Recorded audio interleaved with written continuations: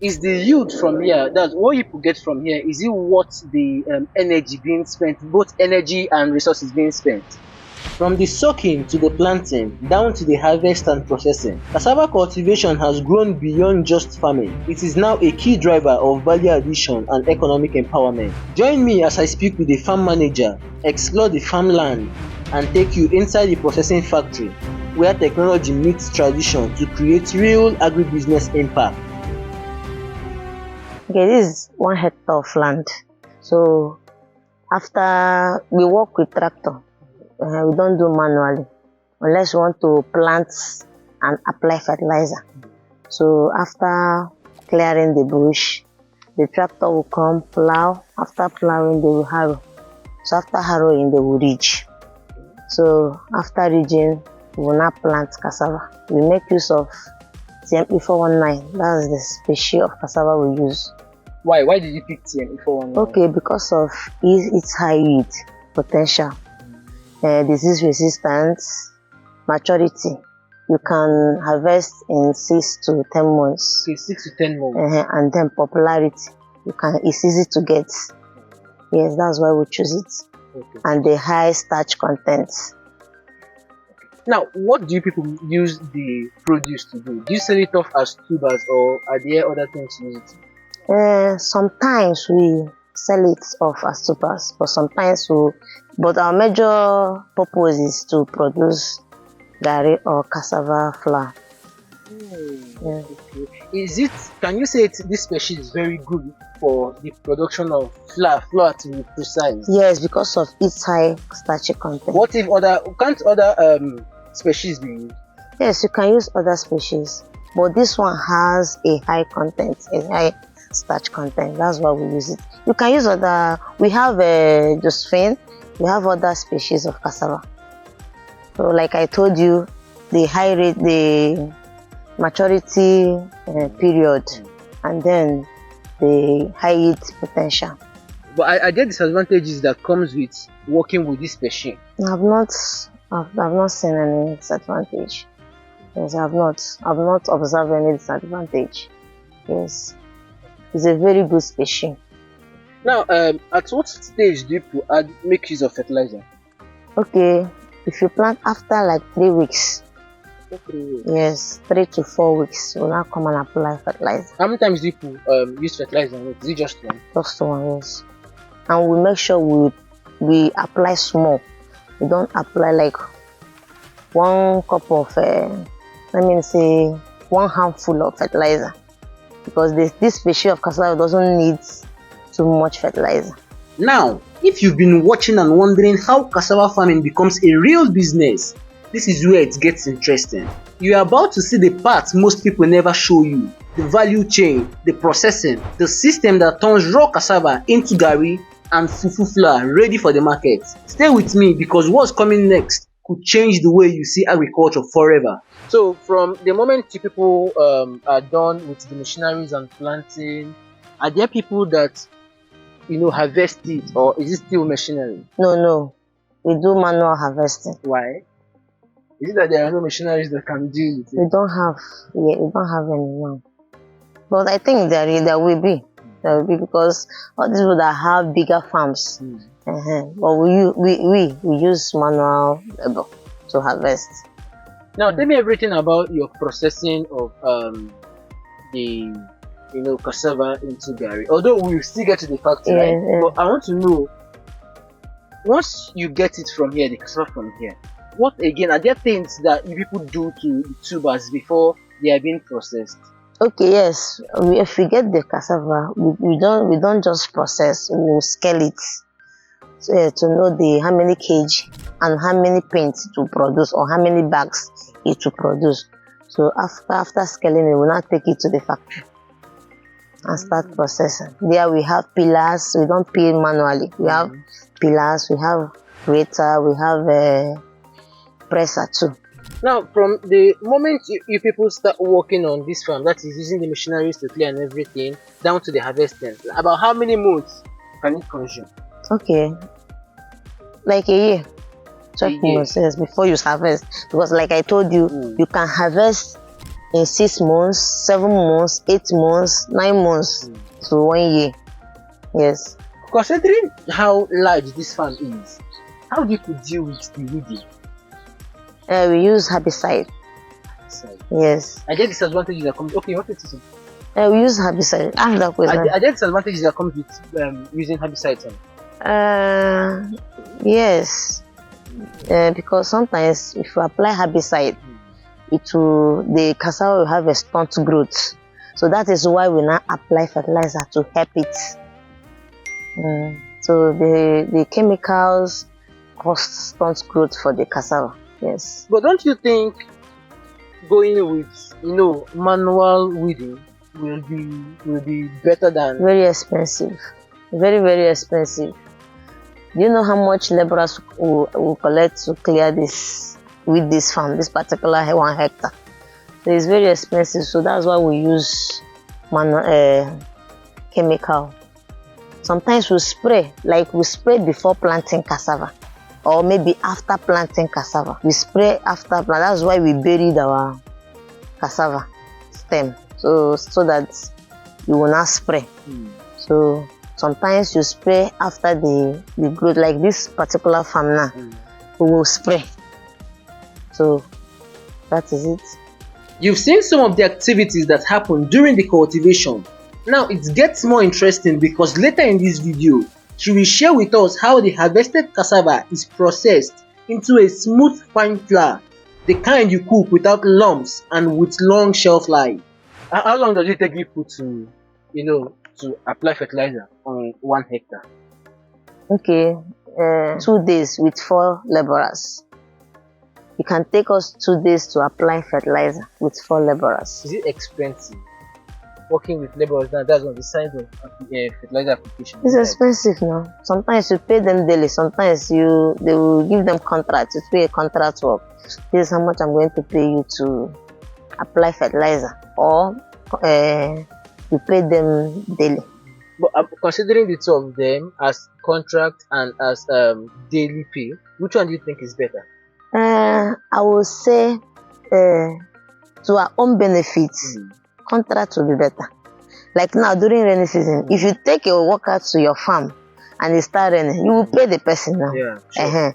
Then, but if it is contract work, you tell them I'm going to pay you 40,000, 50,000 to apply fertilizer on a particular farm.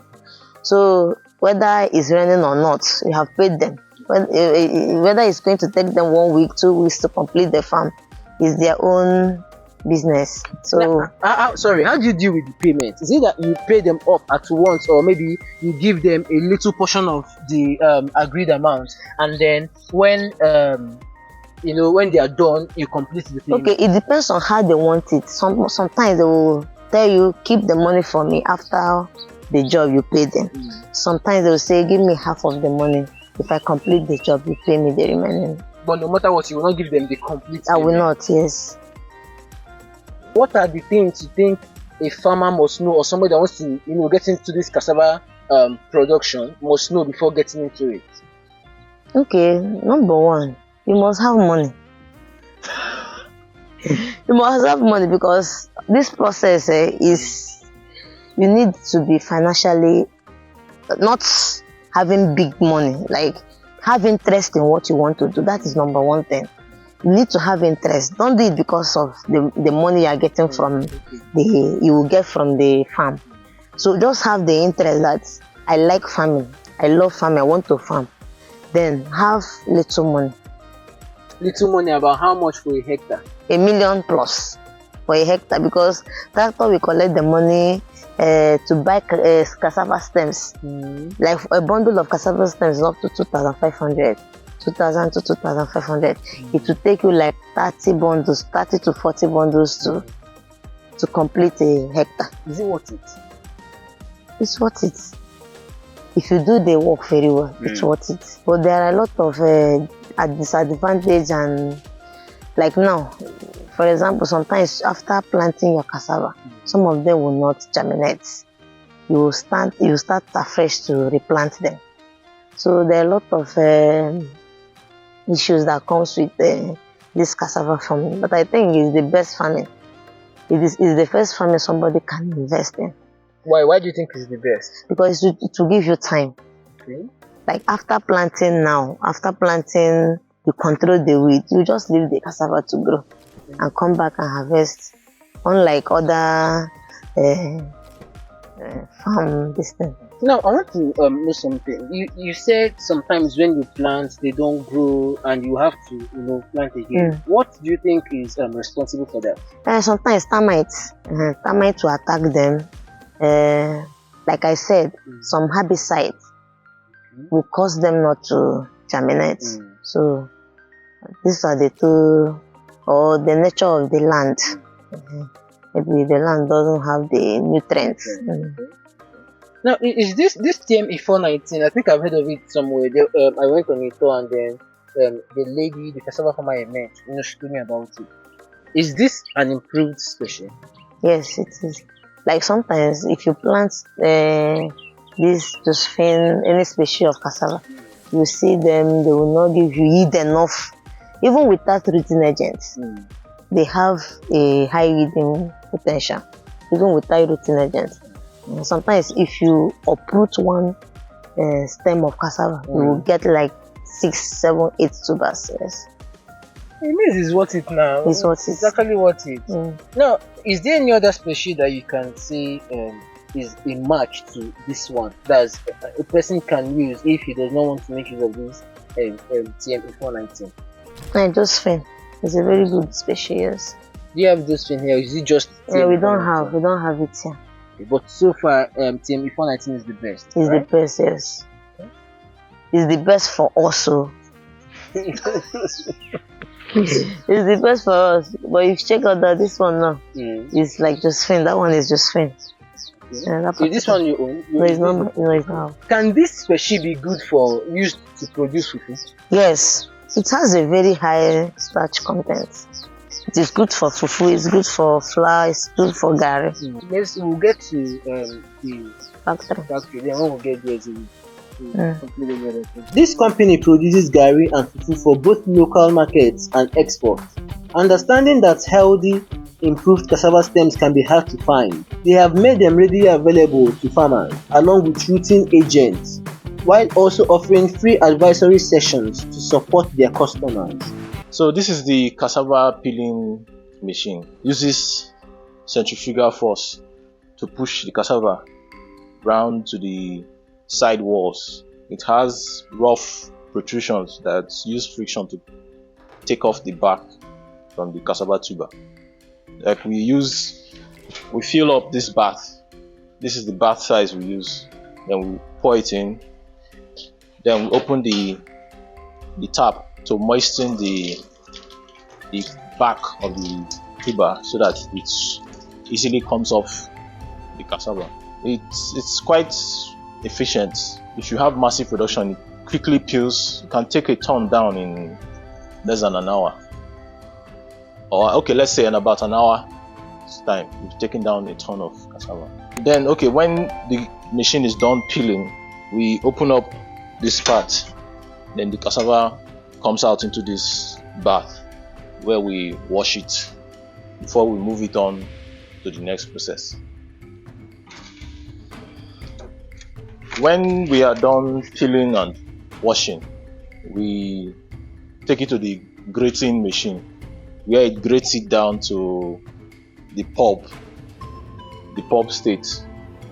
Exits it, we put it through here, it exits from here.